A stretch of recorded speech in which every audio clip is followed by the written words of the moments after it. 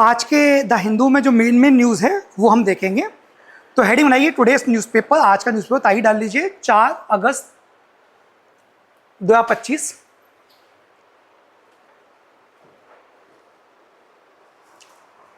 आज के न्यूज़पेपर में जो पहली न्यूज़ है वो फिलीपींस से है। फिलीपींस के साथ भारत का मैरीटाइम कॉर्पोरेशन को गहरा करने की बात चल रही है। इस समय फिलीपींस के जो प्रेसिडेंट हैं वो इंडिया विजिट पे आए हुए हैं और इस विजिट के दौरान इंडिया फिलीपींस के बीच में मैरीटाइम समुद्री सहयोग मैरीटाइम कॉर्पोरेशन को बढ़ाने की बात चल रही है। मैरीटाइम कॉर्पोरेशन को बढ़ाने की बात चल रही है। मैं न्यूज़ पे आता हूं। Philippines president to visit India as two sides look to deepen maritime ties. ठीक, फिलीपींस के राष्ट्रपति भारत की यात्रा पे हैं और दोनों देशों के मध्य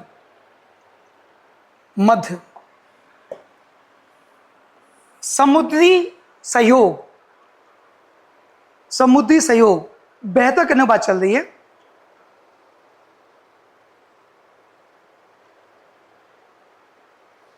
ठीक, यह सहयोग साउथ ईस्ट एशियन रीजन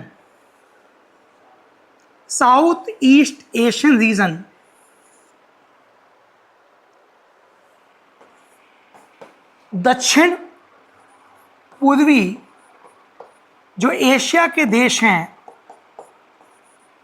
उनके संदर्भ में चल रही है। साउथ ईस्ट एशिया, मैं नक्शा दिखाता हूं, पहले आप लिख लीजिए फिर हम आते हैं। जो न्यूज़ है पहले वो लिख लीजिए, इस पर कल परसों और आर्टिकल्स आएंगे। तो मैं चाहता हूं कि अभी एक न्यूज़ ब्रेक हुई है, उस न्यूज़ में जो कंटिन्यूटी एंड डेवलपमेंट रहेगा उसको आप फॉलो कीजिएगा, तो आपका साल भर का करंट अफेयर्स लगभग बन जाएगा। आपको पता होना चाहिए कि हम जब फिलीपींस से बात करते हैं तो हमारी जो मुख्य मुद्दा होता है बातचीत का वो होता है मैरीटाइम कॉर्पोरेशन। देखिए, हर एक व्यक्ति के साथ जो हम बात करते हैं उसका एक मुद्दा सेट होता है। ठीक, जैसे आपका कोई दोस्त है तो आप उससे जो बात करेंगे उसका मुद्दा अलग होगा। आपका कोई रिलेटिव है उससे जो बात करेंगे उसका मुद्दा अलग होगा, पास में है ना। तो वो जो मुद्दे होंगे वो आपके महत्व के होंगे, आपके इंटरेस्ट के होंगे, उसी पर आप बात करोगे। ठीक, तो फिलीपींस साथ मैरीटाइम कॉर्पोरेशन की बात कर रहे हैं। It means there is a common issue या there is common interested issue between India and Philippine is maritime corporation. अर्थात एक ऐसा विषय है समुद्री सहयोग जो दोनों देशों के हितों के लिए जरूरी आवश्यक है। इस बात को समझने के लिए हम चलते हैं थोड़ा मैप पर, लेकिन उससे पहले एक लाइन लिख लीजिए कि फिलीपींस के प्रेसिडेंट की ये पहली यात्रा है।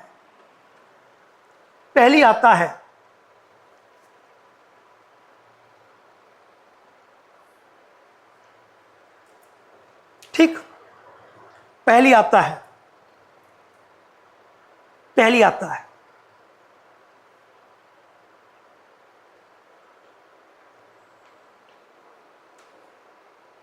ठीक है, चलिए आगे आते हैं।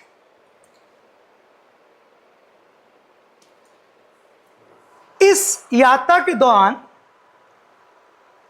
भारत और फिलीपींस जो समुद्री सहयोग की बात कर रहे हैं उसमें टर्म है फ्रीडम ऑफ नेविगेशन। अर्थात लिख लीजिए, एक टर्म लिखिए, freedom of navigation. What is freedom navigation? Why this is so significant between India and Philippines? Why freedom of navigation is important for South China Sea? क्यों South China सी की बात चल रही है, फिलीपींस फ्रीडम ऑफ नेविगेशन की बात चल रही है? इसको आपको समझना है। ये वो कीवर्ड्स है जिसको समझने के बाद आप पूरी इस बातचीत के बैकग्राउंड को समझ जाएंगे। ठीक, या क्या होने वाला है, हम क्या चाहते हैं वो भी आप समझाएंगे। फ्रीडम नेविगेशन बात समझेंगे तो मैं चलता हूं। फ्रीडम नेविगेशन मतलब नेविगेशन हिंदी में क्या बोलेंगे इसको? जो समुद्री तट कोस्टल ज़्यादा हो जाता है, दोनों जो देश हैं वो ठीक है, वो तो मैं समझ इंग्लिश में, हिंदी में क्या बोलेंगे वर्ड, फ्रीडम नेविगेशन बोलेंगे। नहीं यातायात तो नहीं है, आवागमन या इसका का समुद्री आवागमन में आज़ादी, ऐसे कर लीजिए। अब आते हैं सीधे नक्शे पे। नक्शे पे जब हम आए तो आपको समझना पड़ेगा ये है इंडियन ओशन,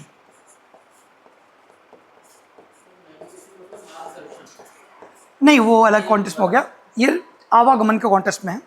ये है पैसिफिक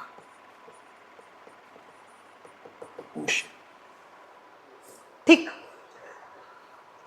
आपका जो ये है साउथ चाइना सी, इसको बोलते हैं साउथ चाइना सी।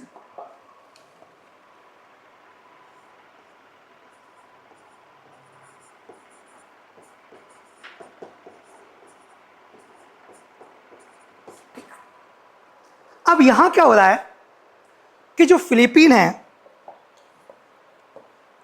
इसके ऊपर यहां है ताइवान,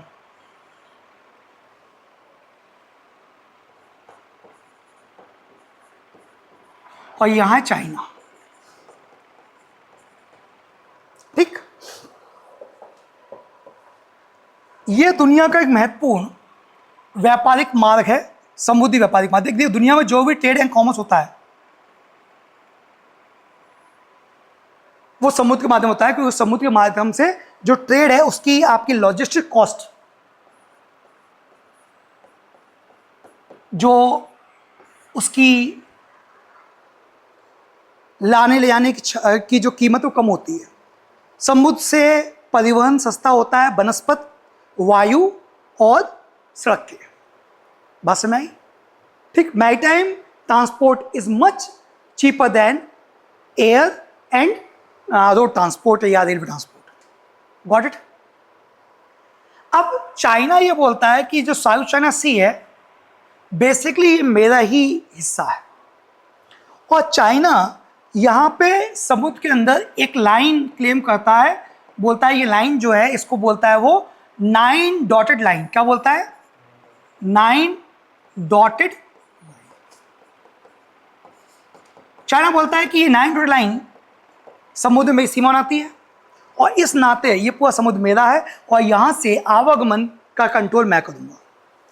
इंडिया चाहता है कि ये रूट खुला रहे, क्योंकि यदि हमको यहाँ से इधर जाना है, किधर, अमेरिका, साउथ अमेरिका, तो हमें पैसिफिक ओशन में इस रूट से होकर आना पड़ेगा, ठीक। और ये है मलक्का स्टेट, दुनिया का एक महत्वपूर्ण ये एक स्टेट है। स्टेट मतलब दो जमीन के बीच में एक नैरो वाटर बॉडी, यहाँ पे स्टेट पड़ती है मलक्का स्टेट। चाइना बोलता है ये साउथ चाइना सी मेरा है, और इस कांड से जो फिलीपींस है वो कहता है मेरा है, ताइवान कहता है कुछ मेरा हिस्सा है, चाइना इन सबको दबा के बोलता है कम मेरा है, और वो इस पूरे इलाके को कंट्रोल करता है। बेसिकली साउथ चाइना सी दुनिया में ऑयल एंड पेट्रोलियम का भी एक बड़ा भंडार इसमें मौजूद है। ना सिर्फ मैरीटाइम रूट है दुनिया का महत्वपूर्ण, ना सिर्फ समुद्री मार्ग है महत्वपूर्ण, बल्कि यहाँ पे तेल और गैस के बड़े भंडार मौजूद हैं। चाइना इस पर अपना अधिकार जमाता है, क्योंकि वो उसके पास से निकलता है, उसकी भूमि सीमा से निकलता है। और इंडिया कहता है कि ये फ्रीडम ऑफ नेविगेशन के अगेंस्ट है। फिलीपींस भी परेशान है चाइना से, और दो लोग का यदि एक कॉमन दुश्मन होता है तो आपस में दोस्त स्वाभाविक हो जाती है, ठीक। आपका दुश्मन कोई है, मेरा दुश्मन वही है, तो हम दोनों दोस्ती स्वाभाविक हो जाएगी। चाइना और फिलीपींस इंडिया और फिलीपींस इसी प्रकार की सहमति को लेकर यह यात्रा कर रहे हैं, और इस यात्रा में हम बार बार freedom of navigation in South China Sea और वहाँ के जो रीजनल कंट्रीज हैं, रीजनल स्टेट मिटा दो उसको, वहाँ जो रीजनल स्टेट्स हैं जैसे आपके सिंगापुर हो गया, जैसे इंडोनेशिया हो गया, जैसे फिलीपाइन हो गया, जैसे ताइवान हो गया, जैसे वियतनाम हो गया, यहाँ पे कॉन्फिडेंस चाइना बोलता है कि ये पूरा एरिया मेरा है। ये देखो साउथ चाइना सी देखा है, ठीक है। तो इस पूरे इलाके की बात चल रही है, यहाँ फ्रीडम नेशन बात चल रही है। गॉट इट, न्यूज़ समझ में आ गई। यही तो हेग्लोमोनी, यही तो वर्चस्व की राजनीति है। यही तो देश चाहते हैं कि हम अधिक से अधिक संसाधन हमारे कंट्रोल में हों, ताकि हमारा वर्चस्व बना रहे। सुपर पावर कब बनोगे, ठीक। तो ये तो अपना क्लेम है। समुद्र है, समुद्र, लेकिन समुद्र जहाँ संसाधन से भरा हुआ है मत्स्य संसाधन उसके अंदर है। आपको पता है सी फूड कितना बड़ा फूड का एक बड़ा स्कोप है दुनिया में। जिस प्रकार दुनिया में खाने की चीज़ मिट रही है, सी फूड एक बड़ा स्कोप है ना। सी रिसोर्सेज, समुद्र के अंदर संसाधन बहुत सारे मौजूद हैं। आपके रेयर अर्थ मिनरल्स, ऐसे मिनरल जो जमीन पर नहीं मिलते, समुद्र में मिलते हैं। जमीन में खत्म हो चुकी, खुदाई कर दी, समुद्र में बहुत मौजूद है। पेट्रोलियम ऑयल रिजर्व्स, चाइना चाहता है कि इसके इस कब्जे के नाते वो इस पूरे इलाके के संसाधन यूज़ करे और अपने आप को अधिक से अधिक संपन्न बनाए, आर्थिक रूप से, सामरिक रूप से। यह दृष्टिकोण है। ठीक, ये पूरा आइडिया है। देखिए समुद्र में क्या होता है, जैसे ये इंडिया है, यदि आपके सामने कुछ नहीं, ओपन सी है, तो आपकी सीमा से 200 नॉटिकल माइल का जो इलाका होता है वो आपका EEZ होता है, एक्सक्लूसिव इकोनॉमिक जोन। इसमें से जो कुछ निकलेगा उसको इकोनॉमिक जो यूज होगा वो उस कंट्री का होगा जिसका ये EEZ है। लेकिन यदि सामने कोई कंट्री आ जाए, फॉर एग्जांपल श्रीलंका, तो उस कंडीशन में जो बीच की सीमा रेखा है, जो बीच का समुद्र, वो आधा आधा दोनों बढ़ जाएगा। आधा तुम्हारा, आधा हमारा। बट ओपन सी में 200 मेरा, सामने तो कोई नहीं है। तो ठीक, वहाँ पे बहुत मौजूद है। वहाँ फिलीपींस भी मौजूद है, ताइवान भी मौजूद है, इंडोनेशिया भी है, सिंगापुर भी है, वियतनाम भी है। बट चाइना उस इलाके में साउथ चाइना सी को करना चाहता है। वो चाहता है कि उसके आसपास से जो जहाज निकलें वो संपूर्ण उसके नियंत्रण में हो, ताकि कोई दुश्मन देश या कोई और देश उस इलाके का उपयोग चाइना को थ्रेट देने के लिए ना करे। ठीक, बात से मैं नहीं आई, क्लियर हुआ? आपको पता होगा, लिख लीजिए, अगस्त 1 को कई सारे भारतीय नेवी के डेस्ट्रॉयर, अगस्त 1 को कई सारे भारतीय नेवी के डेस्ट्रॉयर पोर्ट ऑफ मनीला पहुंचे और यहां पे उन्होंने वेस्टर्न फिलीपीन सी में कई सारे युद्ध बस के, जिनको लेके चाइना को ऑब्जेक्शन है। और आप समझ गए होंगे वो क्या बोलना चाह रहे हैं।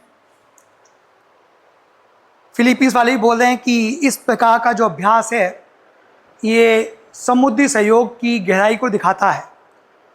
तो डायरेक्ट इनडायरेक्ट चाइना को समझा रहे हैं कि देखो समझ जाओ। ठीक, और इंडिया भी इसलिए फिलीपींस की मदद करा कि चाइना हमको पसंद करता पाकिस्तान मिलके। अभी ऑपरेशन तो हुआ था, पाकिस्तान ने हम पे हमले करवाए, चाइना ने पाकिस्तान सहयोग किया। ठीक, रिपोर्ट भी आई, तो अब अपन भी उसको पसंद कर रहे हैं। ठीक, ये इंटरनेशनल जो पॉलिटिक्स है, जो डिप्लोमेसी है, उसका पार्ट है। ठीक, अपने दुश्मन को हमेशा बिजी रखो, फ्री मत छोड़ो उसको। एक रोज़ सुबह टेंशन नया दे दो। ये जो विजिट हो रही है, इस विजिट में कल क्या नया आएगा वो आपको जानना चाहिए। मैंने बैकग्राउंड बता दिया, मैंने फिलीपींस क्यों भारत के लिए महत्वपूर्ण बन रहा है वो समझा दिया, ये सहयोग चाइना के लिए क्यों टेंशन देगा ये मैं समझा दिया, साउथ चाइना सी का एंगल क्या है ये मैंने बता दिया। 9 डॉटेड लाइन, 9 बिंदु की रेखा जो चीन दावा करता है साउथ चाइना सी में अपनी सीमा को लेके, समुद्री सीमा को लेके, वो क्या है मैंने वो समझा दिया। ठीक, चलिए अब आते हैं बायो फोर्टिफाइड पोटैटोस, ऐसे आलू जो बायो फोर्टिफाइड हैं। ठीक, इसकी शुरुआत हो चुकी है भारत में, और बायो फोर्टिफाइड पोटैटो इसमें अधिक मात्रा में होगा आयरन, अर्थात आलू की ऐसी प्रजाति जिसमें लोह की मात्रा अधिक है। अब देखिए CIP पेरू बेस्ड एक संस्था है, इंटरनेशनल पोटैटो सेंटर, ये पेरू में है।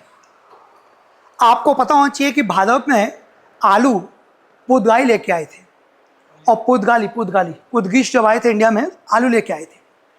आलू साउथ अमेरिका का ओरिजिनल है, और इसका जो इंटरनेशनल पोटैटो सेंटर है वो है पेरू में। भारत में आलू पुर्तगाली लेके आए थे, और आलू जो है ये, इसका सेंटर जो है पेरू में है। इस संस्था का नाम है CIP।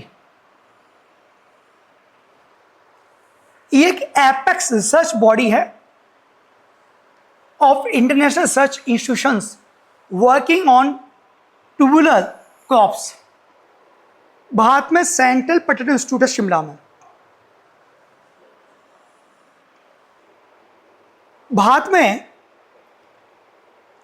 आमतौर पे ये इंडो गैंगटिक प्लेन में होता है। और इंडो गैंगटिक प्लेन, जो सिंधु और गंगा का जो मैदान है, वो दुनिया में लार्जेस्ट पोटैटो प्रोड्यूसिंग एरिया है। ठीक, यूपी अलीगढ़, यूपी चले अलीगढ़, अलीगढ़ ये पूरा बेल्ट आलू का ही है। फिरोजाबाद, अलीगढ़, ये रबी में खरीफ में इंडिया में रबी श्योर। ठीक, तो ये पूरा इलाका है जहां पे लार्जेस्ट प्रोड्यूसिंग एरिया वर्ल्ड का। ठीक, देखो ये सिंधु हो गई और ये हो गई गंगा, और इसके बीच में हो गया ये एरिया जो आलू का है। ठीक, और ये है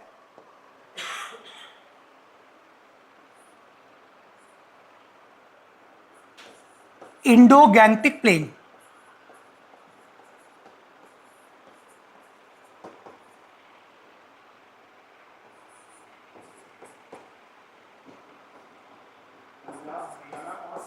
हाँ,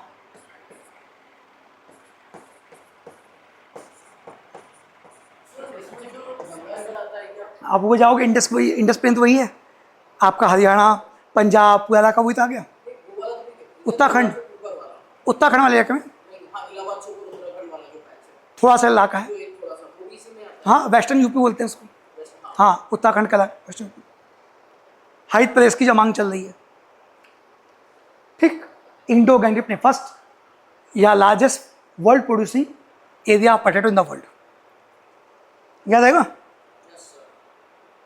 ठीक, मैंने बना भी दिया नक्शे पे, बेटा इसको। तो अभी जो इसका सेंटर है पोटैटो का, इंडिया में सेंटर है वो है शिमला में। तब कि आलू होता है इस बेल्ट में। तो अभी मांग चल रही है कि ये जो यमुना के किनारे आगरा है, यहां पे बनाया जाए। ये यहां पे नया पोटैटो रिसर्च सेंटर प्रपोज्ड है आगरा में। तो यदि को पूछे कि पोटैटो बेल्ट ऑफ इंडिया किसको बोलते हैं, किसको बोलते हैं पोटैटो बेल्ट ऑफ इंडिया? इसको बोलते हैं potato belt of the India. फिर आपको पता है इस समय लोकसभा का मानसून सत्र चल रहा है। हमारे यहां पार्लियामेंट के 3 सेशन होते हैं। पार्लियामेंट में 2 चीजें आती हैं, एक हाउसेस और दूसरे प्रेसिडेंट ऑफ इंडिया।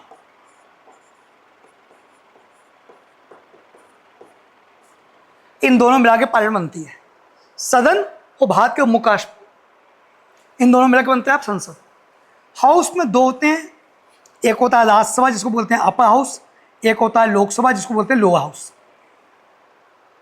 इन दोनों की जो मीटिंग होती है, सेशन होता है, वो 3 बार होता है साल में। पहला होता है फरवरी में जिसको बोलते हैं बजट सेशन। दूसरा होता है आपका जुलाई अगस्त में, इसको बोलते हैं मानसून सेशन। और एक होगा आपका सितंबर के आसपास, अक्टूबर नवंबर में, वो कहलाएगा आपका विंटर सेशन। इस समय चल रहा है मानसून सेशन। पार्लियामेंट में कोई भी कानून बनाने के लिए पहले बिल लाया जाता है। जब ये बिल संसद से पास हो जाता है तो ये बन जाता है एक्ट। संसद तत्पर है, दोनों सदन और राष्ट्रपति जब किसी भी bill pay yes yes yes yes कर दें तो हो जाता है वो एक्ट। दोनों सदन पास कर दें और राष्ट्रपति पास कर दें तो वो क्या बन जाता है एक्ट। इस समय पार्लियामेंट में नया स्पोर्ट्स बिल लाया गया है। नया स्पोर्ट्स बिल लाया गया है, ठीक, चर्चा होनी है। तो लिखा है कि सरकार संसद में स्पोर्ट्स बिल लेके आ रही है। हालांकि संसद में हंगामा चल रहा है ऑपरेशन सिंदूर आदि को लेके। साथ में बिहार में जो जनगणना की चर्चा चल रही है, जो खबर चल रही है, उसको लेके विवाद चल रहा है। संसद में हंगामा हो रहा है, सदन चल ही नहीं पा रहा। ठीक, सुबह सुबह स्पीकर आते हैं, संसद दोनों सदन चलाते हैं, नहीं चलेगी नहीं चलेगी। वो कहते हैं दोपहर तक के लिए हाउस रेड जोन, दोपहर फिर आते हैं, फिर वो कहते नहीं चलेगी नहीं चलेगी, फिर शाम तक हाउस रेड जोन, ये चलता है। ठीक, तो ये लिखा है गवर्नमेंट में पुश फॉर पासेज ऑफ की sports bill in the Lok Sabha amide deadlock over debate on SIR। बात समझ आई? स्पोर्ट्स बिल आने वाला है, तैयार करिएगा। स्पोर्ट्स गवर्नेंस बिल नाम है इसका, नेशनल स्पोर्ट्स गवर्नेंस बिल। हमारे यहाँ खेलों में बहुत ट्रांसपेरेंसी का अभाव है। ठीक, खिलाड़ियों का चयन, खिलाड़ियों को जो स्पोर्ट्स फैसिलिटी दी जाती है उसको लेके बहुत सारी गवर्नेंस में त्रुटियां हैं। ये देखा गया कि आमतौर पे स्पोर्ट्स बोर्ड के जो चेयरमैन है उनका स्पोर्ट्स से कोई नाता ही नहीं दूर दूर तक। ठीक, वो केवल लोकप्रियता के लिए चला रहे हैं। जैसे एक ज़माने में बिहार क्रिकेट बोर्ड के अध्यक्ष थे लालू प्रसाद यादव, हालांकि वो कहते थे कि मैं क्रिकेट नहीं चलाऊंगा, मेरा लगाव है गुल्ली डंडा से। ठीक, इसी प्रकार शरद पवार लंबे समय तक क्रिकेट संघ के अध्यक्ष रहे। अभी अमित शाह जी के बेटे हैं, कई मैंने देखा था रील में बॉल डाल रहे थे, वो ढंग से बॉल फेंक भी नहीं पा रहे थे, क्रिकेट बोर्ड चला रहे हैं वो। इससे कोई दिक्कत नहीं है कि कोई क्रिकेट बोर्ड चला रहे हैं, लेकिन हमारा केवल ये कहना है कि खेलों में गवर्नेंस में वो लोग आए जिनका वास्तविक रुचि हो खेलों से। केवल खेल बोर्ड के अध्यक्ष बन के लोकप्रियता अर्जित करना नहीं उद्देश्य, तो मतलब है तो खेलों का भला होगा नहीं, ये तो फिर वही होगा, खेलोगे कूदोगे बनोगे गंवार, जो पहले ना था। हालांकि कुछ साल पहले उसको बदल दिया गया, खेलोगे कूदोगे बनोगे नवाब, बट नवाब देखे दो चार ही बनते हैं, अधिकांश तो फिर यहीं घूमते हैं, है ना।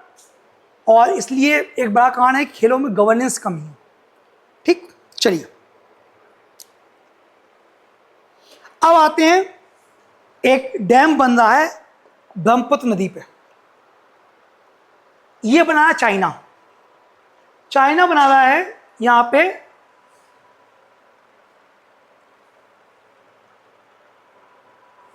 एक डैम, मैकडॉग हाइड्रो पावर स्टेशन। देखिए बता देता हूं क्या कारण है, कारण क्या है, सुन लीजिए। यहां से नदी निकल के आती है ब्रह्मपुत्र, अरुणाचल में एंटर करती है और फिर ये बांग्लादेश में एंटर कर जाती है। ये जो इलाका है ये तिब्बत का इलाका है, चाइना ने इस पर कब्जा कर रखा है।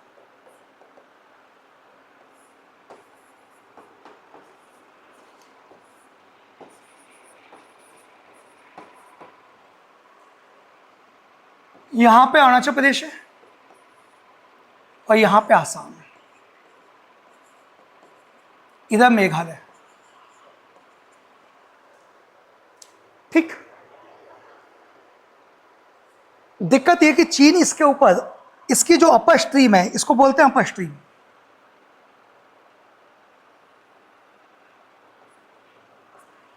और यहां से शुरू होती है इसकी लोअर स्ट्रीम। चाइना यहां पे डैम बना रहा है और चाइना के डैम बनने से इसका पानी जो है वो कंट्रोल हो जाएगा, और यदि वो पानी छोड़ेगा तो इन इलाकों में बाढ़ आ जाएगी। इंडिया में अरुणाचल प्रदेश, असम और नीचे बांग्लादेश, इन दोनों में बाढ़ आएगी। पानी एकदम छोड़ देगा तो, पानी कंट्रोल करेगा तो सूखा पड़ जाएगा। अब जब ये बना रहा है तो इसको काउंटर करने के लिए इंडिया भी इस पर डैम बना रहा है। अरुणाचल प्रदेश के लोगों का ये कहना है कि इंडिया जो डैम बनाए उससे पहले चाइना के साथ पहले बात करें, वास्तव में डैम थ्रेट है कि नहीं इसको पहले एंश्योर करें, इसको सुनिश्चित करें। यदि थ्रेट नहीं है तो डैम बनाने बचे, कोई इंडिया के डैम बनने से, दो डैम बनने से पानी का फ्लो बहुत प्रभावित होगा और यहाँ के लोगों को पानी की दिक्कतें आएंगी। यही पूरी न्यूज़ थी। हम चलते हैं न्यूज़ के ऊपर। न्यूज़ कहती है stop selling China mega dam बायोगी to push Siang project. Bharat का प्रोजेक्ट है सियांग और चाइना का है मैडो।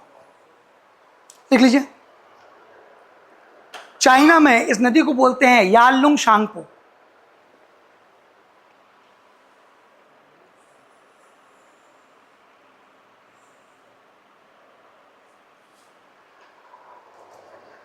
भारत इस पे डैम बना रहा है 1150 सियांग रिवर के ऊपर। सियांग अपर मल्टीपर्पज प्रोजेक्ट। मल्टीपर्पज मतलब है बहुउद्देशीय। केवल इससे हम बिजली पैदा नहीं करेंगे, बिजली पैदा करने के अलावा और भी इसके उपयोग होंगे, इसलिए इसको बोला गया मल्टीपर्पज। केवल हाइड्रो पावर नहीं है, मल्टीपर्पज प्रोजेक्ट है। हाइड्रो पावर के अलावा इसका अन्य उपयोग भी होगा, इसलिए नाम दिया गया multipurpose project. Multipurpose project.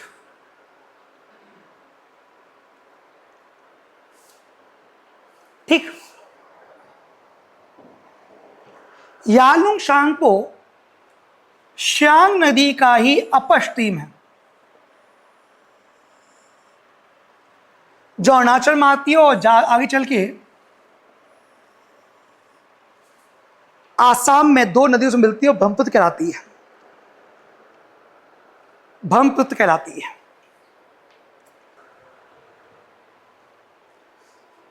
China का जो हाइड्रो पावर स्टेशन है ये 6000 मेगावाट का है। 60,000 मेगावाट का है। ठीक। हालांकि चाइना कहता है कि ये क्लीन एनर्जी इनिशिएटिव है, लेकिन भारत और बांग्लादेश इस पर चिंतित है।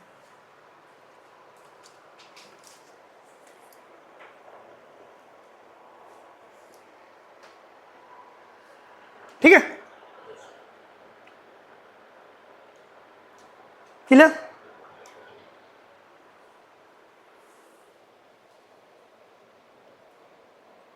लोग कह रहे हैं कि इसके आने से ये जो पेड गवर्नमेंट ऑफ इंडिया बना रही है अपर स्ट्रीम पे, इससे 1.5 लाख लोग डिस्प्लेस होंगे, 27 गांव डूब में आ जाएंगे। ठीक, ये लोग कह रहे हैं। अरुणाचल प्रदेश के इस इलाके में जहां ये अपर स्ट्रीम इसकी है, क्योंकि मैंने अभी बताया था कि ये एंटर जहां कर रही है ना, यहां पे सियांग बोलते हैं इसको। आगे इसमें लोहित नदी आके मिलेगी, शुभंश नदी आके मिलेगी, बहुत सी नदी आके मिलेंगी इसमें। फिर जाके ब्रह्मपुत्र बनेगी। तो ब्रह्मपुत्र के नाम से एंटर इंडिया में नहीं करती है, इंडिया में सियांग के नाम से करती है। तो सियांग जो इंडिया में एंटर कर रही है, यहाँ पे बना रहे हैं अपन लोग। चाइना बना रहा है इधर, हम बना रहे हैं इधर। फिर इसमें 2 नदियाँ मिलेंगी तो ये बन जाएगी ब्रह्मपुत्र। अरुणाचल प्रदेश में एंटर करेगी सियांग के नाम से, आगे आके आसाम के आसपास 2 नदियाँ मिलती हैं तो ये ब्रह्मपुत्र बन जाती है। ठीक है, इसमें सुबनसिरी, लोहित ये नदियाँ मिलती हैं। सुबनसिरी इधर से आएगी, लोहित इधर से आएगी। ऐसे देख लीजिए। ठीक, एटलस देखिए कैसे। तो यहाँ एक ट्राइब है, आदि ट्राइब। क्या नाम है? ये आदि ट्राइब के जो गांव वो डूबेंगे। एग्जाम में आए, आदि ट्राइब का संबंध किस राज्य से है? तो अरुणाचल प्रदेश। ठीक, चर्चा में आ गई। ऐसे आदि ट्राइब पहुंचू, ये है आदि ट्राइब।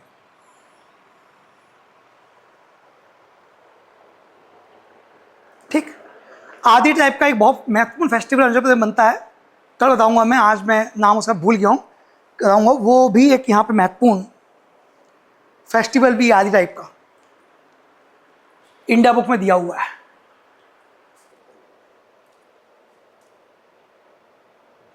देखिए, दुनिया भर में ई वेस्ट तेजी से बढ़ रहा है।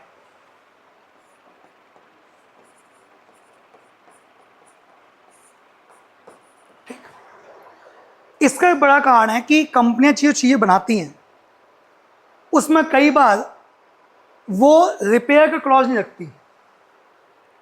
तो जो एक बार यूज किया, वेस्ट हो गया, वेस्ट पड़ते जा रहा है। सरकार ने कहा है कि आप जो चीज बनाओगे उसकी रिपेयरिंग आपको करनी पड़ेगी, राइट टू रिपेयर भी आपको करना पड़ेगा। बट इसमें भी कुछ लूप होल्स हैं। इसी पे एक आज एडिटोरियल आया है द हिंदू में संपादकीय। वो कहता है कि the right to repair must include right to remember.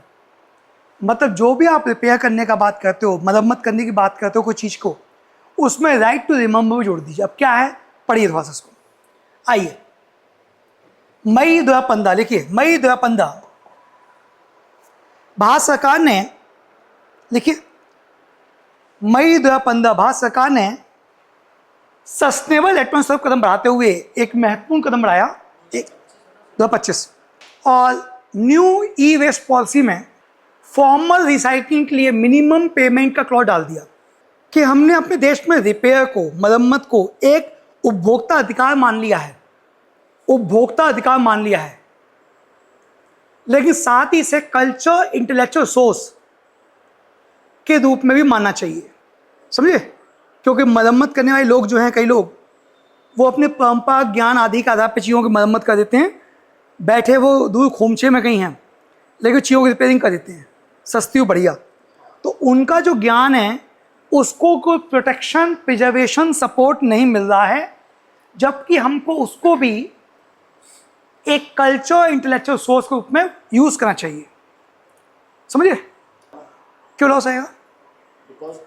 वो तो रिसाइकिल नहीं कर रहे ना पूरी तरह से, ये रिसाइकिल के थ्रू हो रहा है, वैसे भी लोग कट कर रहे हैं, बट इनके चीज़ को रिकॉग्नाइज नहीं कर रहा ना कोई। ये हाँ, रिसाइकलिंग उसको कोई रिकॉग्नाइज नहीं करता। लेखक आगे कहता है कि भारत में डिजिटल और आर्टिफिशियल इंटेलिजेंस बहुत तेजी से बढ़ रहा है, ठीक है ना? हम लगातार innovation, data driven governance, economic efficiency इसकी बात करते हैं,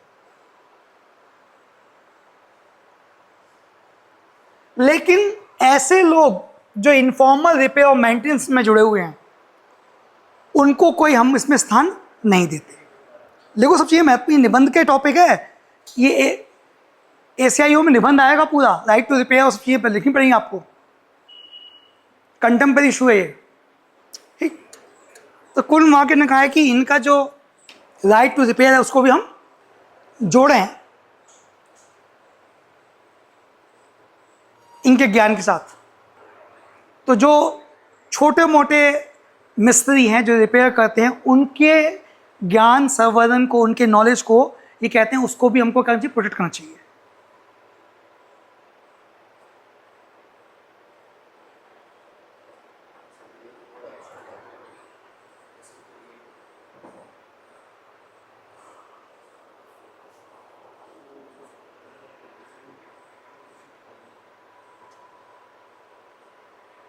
ठीक है, ये भोपाल के एक उसकी कहानी बताई उन्होंने।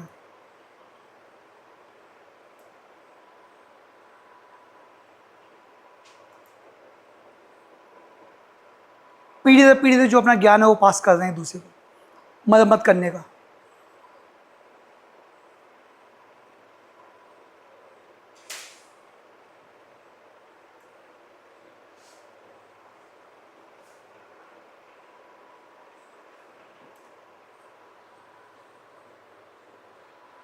ठीक, समझ में? बस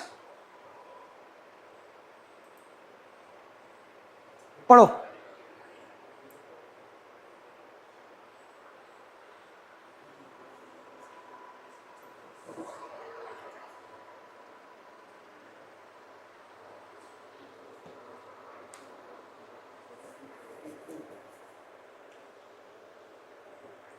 वही बात है, बस नॉलेज वर्क के रूप में उसको रिकॉग्नाइज किया जाए।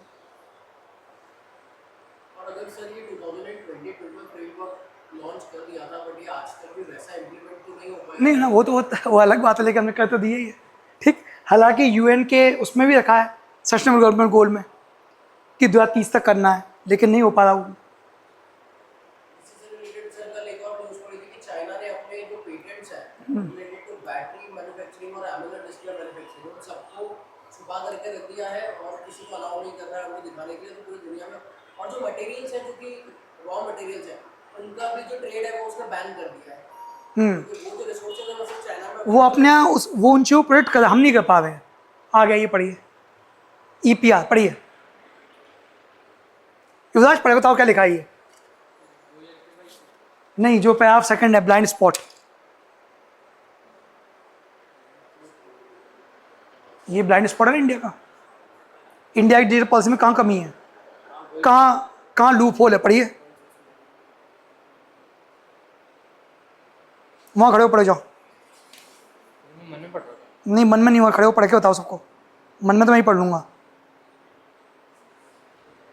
In 2021-22, India generated over 1.6 million tons of e-waste, becoming world's third ठीक है, ठीक है, ठीक है, समझ गया। दुनिया का तीसरा largest प्रोड्यूसर है ई वेस्ट का। हाँ, रूल्स कब लेके आए हम लोग? 2022 में। introduced extended producer responsibility, इसमें एक नई चीज़ लेके आए EPR, a principle that makes manufacturers responsible for post-use product management. मतलब ये एक प्रिंसिपल है जिसमें मैन्युफैक्चरर के ऊपर जवाबदेही है कि जो बनाएगा उसकी बाद में मैनेजमेंट रख रखाव भी वही करेगा। आगे However, while these rules encourage recycling, they make only a passing mention of repair as a preventive strategy. National scale programs such as Pradhan Mantri Kaushal Vikas Yojana ये रूल्स रिसाइकलिंग को promote करते हैं, लेकिन repair को केवल preventive strategy को में रखा गया है ना, ज़्यादा महत्व नहीं दिया। आगे Pradhan Mantri Kaushal Vikas Yojana focus on short-term certification for formal industrial roles. Repair work which requires improvisation, diagnostic skill and creative use does not easily fit this framework. मतलब प्रधानमंत्री जो वो है कौशल विकास योजना, वो शॉर्ट टर्म सर्टिफिकेट देता है formal industry role के लिए, लेकिन रिपेयर वर्क को वो भी मानता नहीं देता। आगे Similarly, the National Education Policy 2020 celebrates Indian knowledge traditions and experiential learning, but offer little guidance on how to support or transmit hands-on repair expertise. इसमें भी जो रिपेयर आदि है उसको महत्व नहीं दिया गया है। हाँ Campaigns such as Mission Life, Lifestyle for Environment promote repair and reuse, but हाँ। complementary efforts are needed to support the workers who make such sustainability practices possible. While policies now champion circularity, they risk leaving behind the very workforce whose skills make it real. कुल मिला के रहा है कि जो हमारे पास अभी तक कदम उठाए गए, चाहे हम EPR प्रिंसिपल की बात करें, चाहे हम PMKVY की बात करें, चाहे नेशनल यूनिवर्सिटी 2020 की बात करें, चाहे हम मिशन लाइफ की बात करें, इन सब में डिजिटल पॉलिसी जो बनाई गई है उसमें रिपेयर को लेके प्रॉपर प्रोविज़न नहीं है। यही है ब्लाइंड स्पॉट। ठीक है, हाँ, है ना, बट रिसाइकल से ज़्यादा जरूरी रिपेयर करना। ये रिपेयर हो जाए तो रिसाइकल जरूरत नहीं पड़ेगी। हाँ, आ गया ना इस पर इंडियाज़ कल्चर ऑफ जुगाड़। ठीक, हम ऐसे देश हैं जो जुगाड़ पे चलते हैं। AI-enabled solutions for repair systems. हाँ, पढ़ो। India's culture of jugaad हाँ and frugality long predates today's tech-forward policies. हाँ। Repairers have always adapted across devices and decades with minimal support. As the country invests in AI infrastructure and digital public goods, it must align these ambitions with the ground realities of repair. मतलब आपको AI पे जितना आप खर्च कर रहे हो, AI की आप बात करो, यदि हम ग्राउंड इंफ्रास्ट्रक्चर के रिपेयर को ध्यान दें तो बेहतर होगा। नहीं विषय पढ़ो क्या बोलता है। To change this, design norms and procurement policies must include repairability from the start. To make technology genuinely sustainable, public policy must consider not only how products are manufactured and used, but also how they break down and repair and find new life. A shift towards designing for unmaking, where disassembly and repair are anticipated for the outset, should inform both hardware standards and AI integrated systems. ठीक है, Yes, sir. तो ये कह रहा है कि हमको अपने जो डिपार्टमेंट्स हैं उनमें कोऑर्डिनेशन आना पड़ेगा। पढ़ो। The Ministry of Electronics and Information Technology can embed repairability criteria into AI and procurement policies. The Department of Consumer Affairs should expand the right to repair framework to include product classification and community involvement. Platforms such as eShram under the Ministry of Labour and Employment can formally recognize informal repair. मतलब जो ई श्रम हमारा portal है वो केवल formal, जो उसमें हमको इसको जोड़ना चाहिए इनफॉर्मल रिपेयर्स, ताकि इनका जो नॉलेज है वो भी हम आगे प्रोटेक्ट कर पाए। The Ministry of Skill Development and Entrepreneurship can consider training programs to account for the diagnostic nature of repair work, which does not conform to standardized industrial templates. To support this decision, teams can help modify typical repair pathways, while large language models can capture, summarise, summarize, and translate. Sir इसको क्या पढ़ेंगे? मतलब ये कह रहा है कि जो भी उनके पास ज्ञान है, जो भी उनके पास नॉलेज है, जो उनके पास ट्रिक्स है, उसको एक फॉर्मल कोडिफाइड किया जाए। जैसे मैं बता नहीं पाया मैं कैसे कर रहा हूँ, लेकिन मैं कर लेता हूँ चीज़ों को, तो उसको स्टैंडर्ड तरीके लिखा जाए ताकि आगे आने लोगों को पता लगे कि कैसे चीज़ों को रिपेयर किया जाए।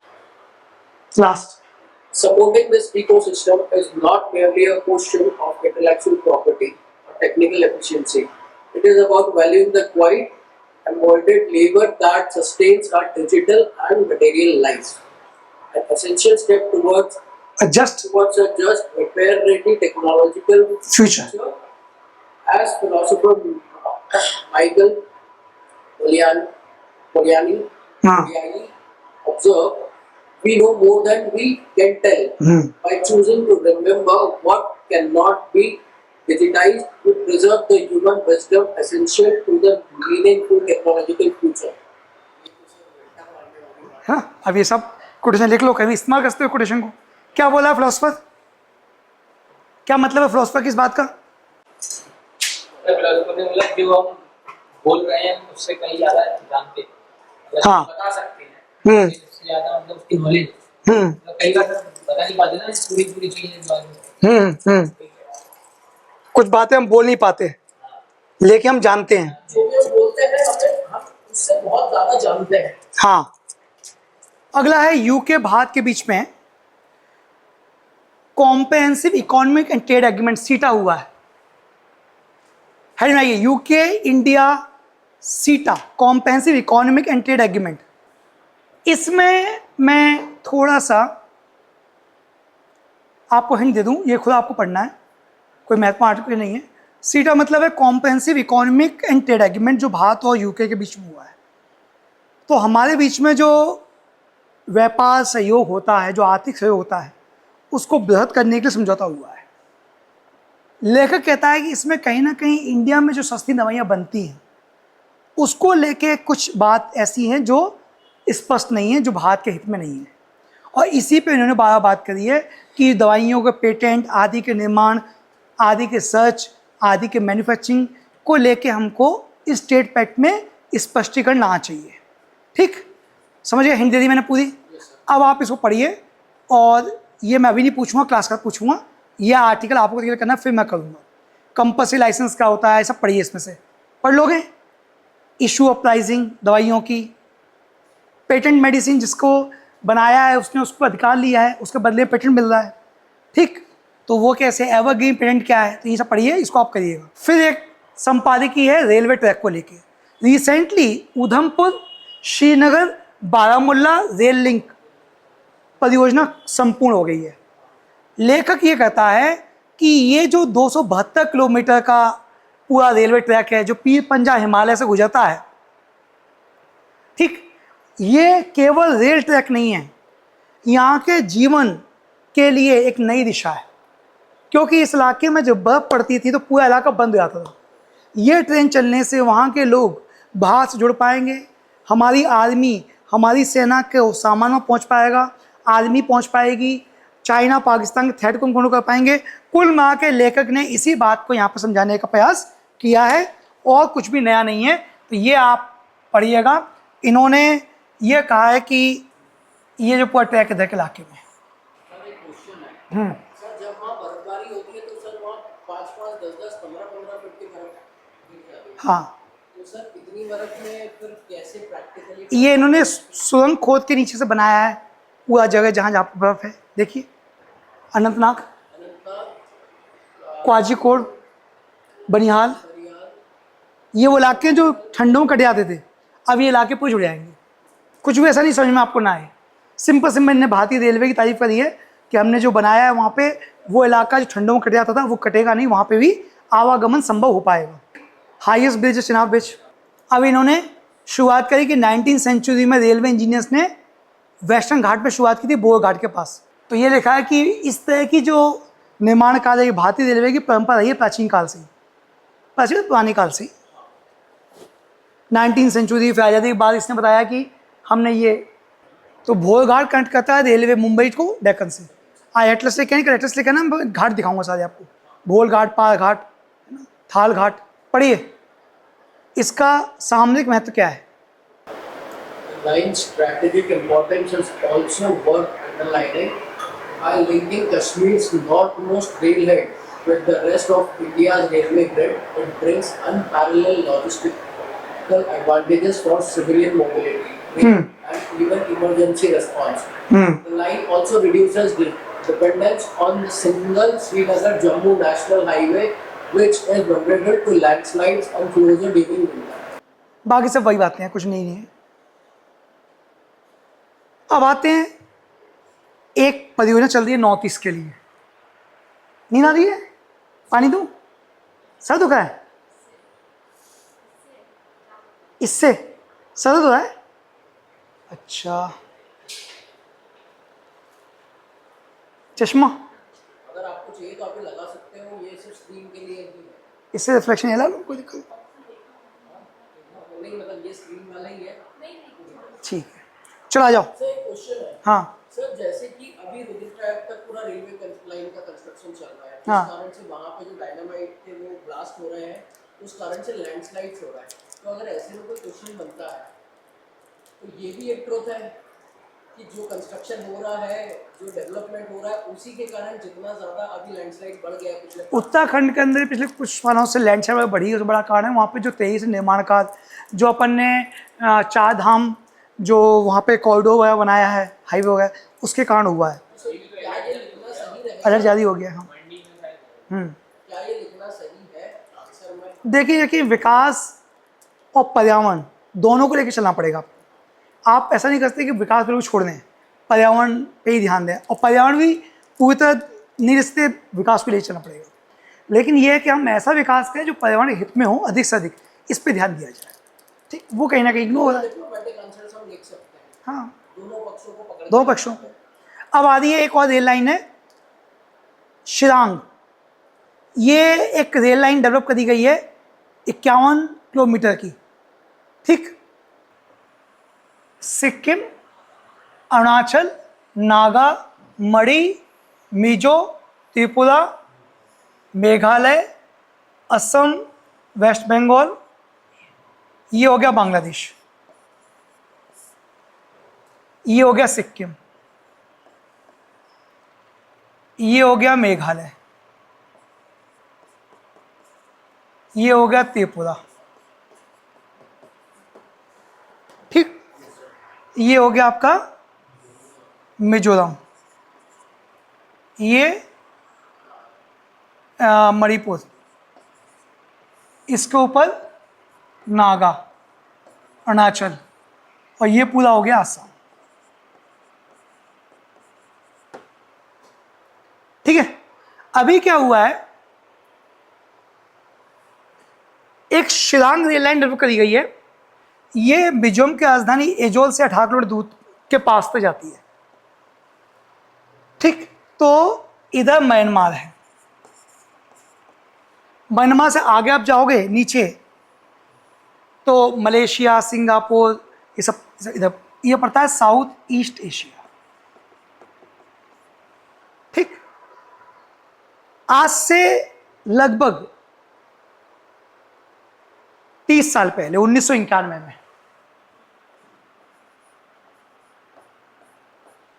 हम लेके आए थे policy look east policy. Look east policy, पूरब की तरफ देखो। हमारा मानना था कि इंडिया जो कंट्री है वो लंबे समय तक अपने संबंधों, जरूरतों के लिए पश्चिम पे निर्भर दिख रहा है, यूरोप, अमेरिका। परंतु हमारे जो पूर्व के पड़ोसी हैं इनमें भी काफ़ी सामर्थ्य है, इनके पास काफ़ी संसाधन है। यदि हम म्यांमार, साउथ ईस्ट एशिया, इन देशों से संबंध अच्छे करें तो हमारी काफ़ी ज़रूरतें इनसे पूरी हो सकती है। तो हम एक पॉलिसी लेकर आए, लुक ईस्ट पॉलिसी। क्या लेकर आए? Look east policy, LEP। लेकिन लुक ईस्ट पॉलिसी दिक्कत ये थी कि इन देशों तो ये पूरे घने जंगल के इलाके हैं, पहाड़ी इलाके हैं। ठीक, यहाँ पे जीवन बहुत आसान संभव नहीं है, बारिश बहुत अधिक होती है। ठीक, बहुत ज़्यादा बारिश होती है, बारिश के जंगल हैं, कई प्रकार के जीव जंतु हैं। तो ये जो पूरा इलाका है काफ़ी दुर्गम है। इस कारण से इनके साथ हमारी कनेक्टिविटी नहीं हो पा रही है। प्रधानमंत्री मोदी जब आए तो उन्होंने कहा कि लुक ईस्ट से काम चलेगा नहीं, कब तक लुक करोगे। प्रधानमंत्री मोदी ने नाम दिया एट ईस्ट पॉलिसी। तो यदि कोई पूछे कि एट ईस्ट पॉलिसी क्या है, लुक ईस्ट का ही अगला फेस है। लुक ईस्ट में हम इनकी तरफ देख रहे थे, एट ईस्ट में हम इनकी तरफ सक्रिय होकर काम कर रहे हैं। We are more proactive than before, पहले की तुलना में ज्यादा हम प्रोएक्टिव हैं। यही है लुक ईस्ट का भाई, क्या एट ईस्ट पॉलिसी ये लेके आए मोदी जी। इस एक्ट इस पॉलिसी तहत हम इन इलाकों में परिवहन, संपर्क, कनेक्टिविटी को इंप्रूव कर रहे हैं। We are more focusing on connectivity with this areas, ठीक, by this areas to South East Asian countries. बस है। तो यदि को पूछे कि एक्ट ईस्ट लुक ईस्ट में हमारा जो किस पे, कनेक्टिविटी पे, और कनेक्टिविटी कैसे है, रेल, रोड आदि को लेके। अभी बांग्लादेश के थ्रू भी, क्योंकि बांग्लादेश समुद्र, यहाँ समुद्र पड़ता है और यहाँ म्यांमार है, तो अभी हम क्योंकि ये पूरा पतला चैनल है, यदि हमको जाना हो तो अभी हम ऐसे होके जाते हैं इन देशों तक।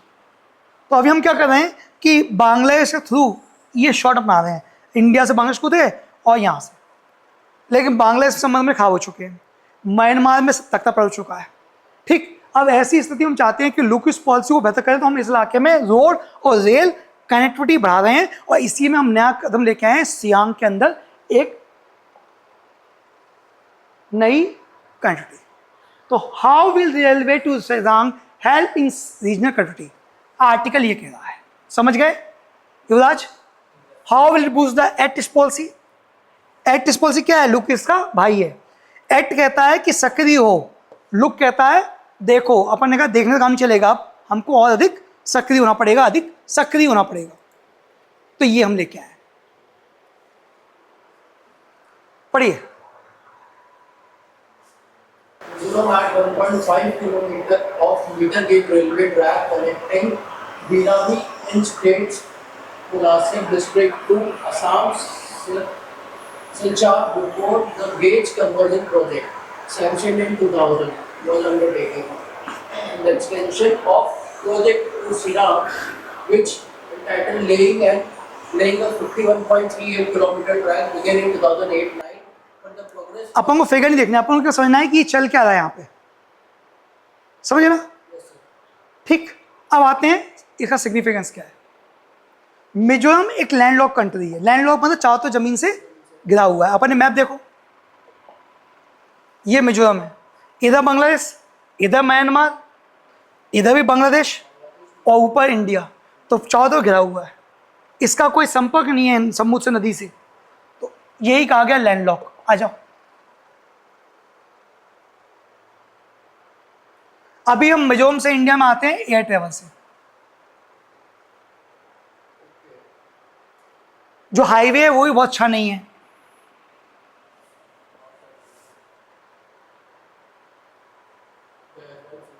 ये रेल चलने से मिजोरम के पास तक पहुंच जाओगे, फिर वहां से आप जीप पकड़े पहुंच जाओ, गिरते पड़ते, ठीक, पहुंच जाओगे तो वहां पे परिवहन अच्छा हो जाएगा, वहां टूरिस्ट आएंगे। control भी बहुत strong हो जाएगा हाँ, अगर हम border security पढ़ो।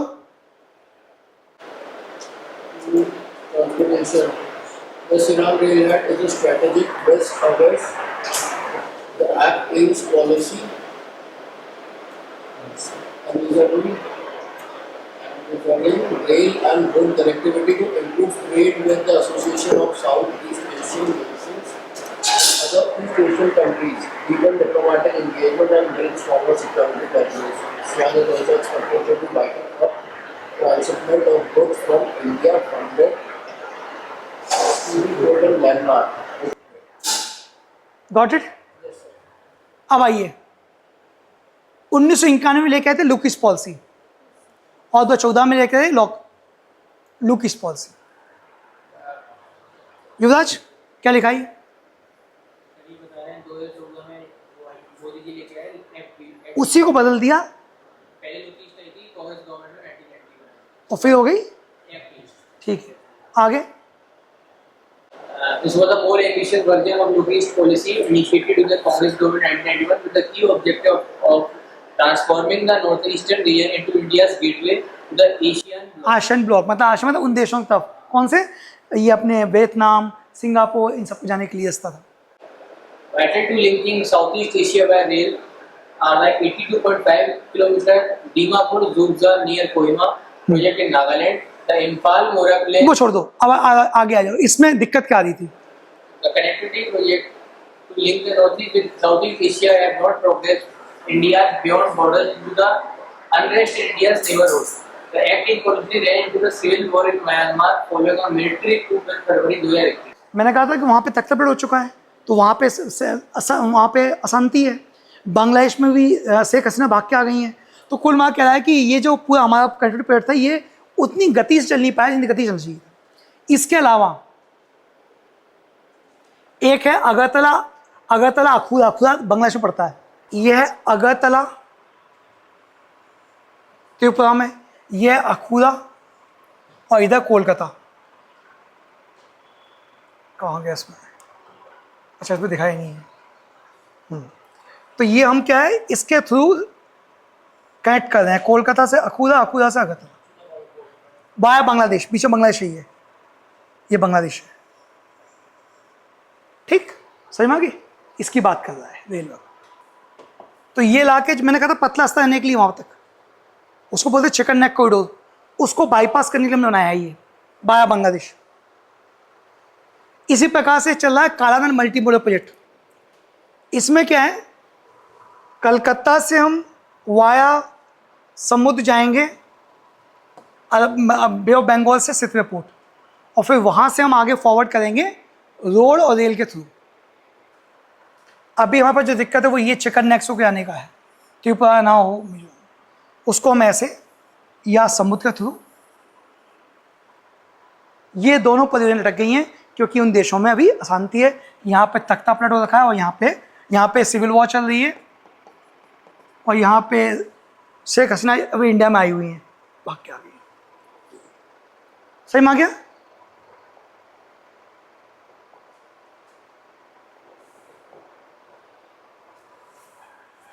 ठीक, अगला ये चाइना और Russia, sea of Japan. Sea of Japan कहाँ पे है? इधर देखोगे आप, यहाँ पे सी ऑफ जापान। तो ये रशिया है, ये चाइना है। इन दोनों का कॉमन दुश्मन है जापान। जापान वैसे चाइना का ज़्यादा दुश्मन है, और जापान को कंट्रोल करने के लिए चाइना यहाँ पे रशिया के साथ एक्सरसाइज कर रहा है सी ऑफ जापान में। ठीक, देखिए नाम है जॉइंट सी 2025। एग्जाम आएगा जॉइंट सी 2025, इसकी एक्सरसाइज है। ये चाइना और रशिया की है, और ये दोनों अभ्यास कर रहे हैं सी ऑफ जापान में।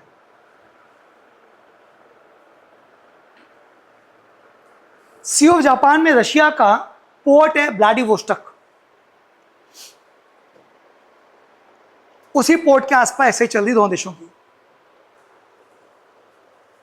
क्योंकि जापान अमेरिका का एक मेन दोस्त है, तो इनडायरेक्टली अमेरिका के लिए थ्रेट है। समझे ना? जापान को धमकी दे रहे हैं, लेकिन जापान अमेरिका का दोस्त है, तो जापान के थ्रू अमेरिका को कि तुम भी देख लो भाई। जैसे अपन फिलीपींस कर रहे हैं साउथ चाइना सी में, वैसे ही दोनों कर रहे हैं सी ऑफ जापान में। तो एग्जाम में है कि इसको बोलते हैं सी ऑफ जापान, इसको बोलते हैं येलो सी, इसको बोलते हैं साउथ चाइना सी, इसको बोलते हैं इंडियन ओशियन। तो ये पूरा ऑर्डर पता चाहिए आपको। क्रम, जापान सी, येलो सी, साउथ चाइना सी पूरा, और ये इंडियन ओशियन। और भी छोटे आ जाएंगे, आप देखिएगा एग्जाम आता है।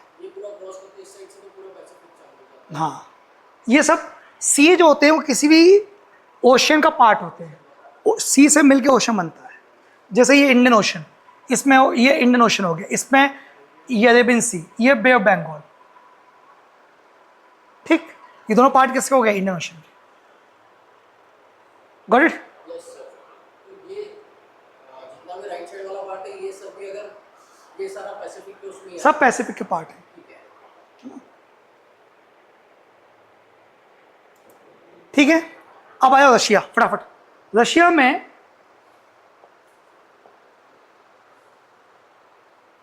450 साल के बाद एक वॉल्केनो फटा है।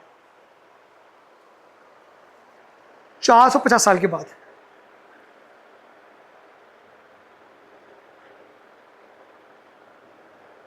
ठीक, एक वॉल्केनो इरप्ट हुआ है और ये रीजन है कामचटका रीजन।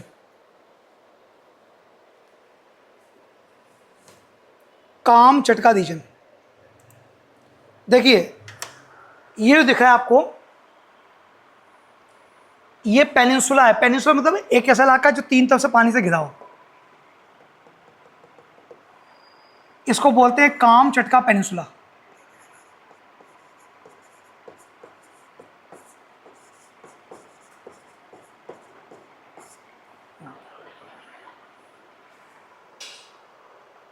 ठीक है, ये रशिया पूरा ये है, इसको बोलते हैं फार ईस्ट। ठीक, यहां पे ये फटा है, नाम है इसका कासिनिकोव वॉल्केनो।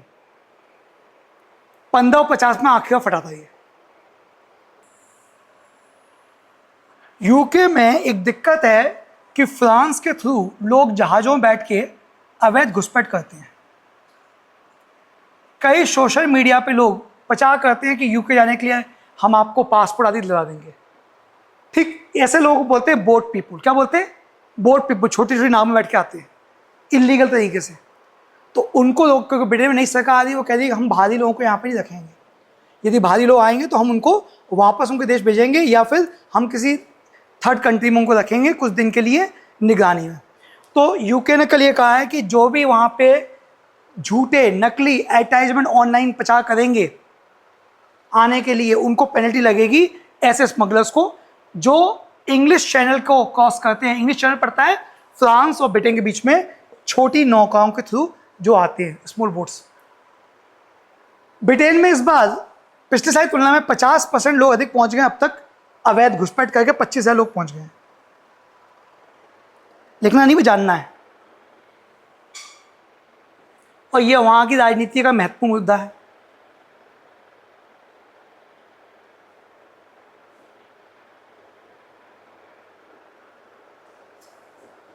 Got it?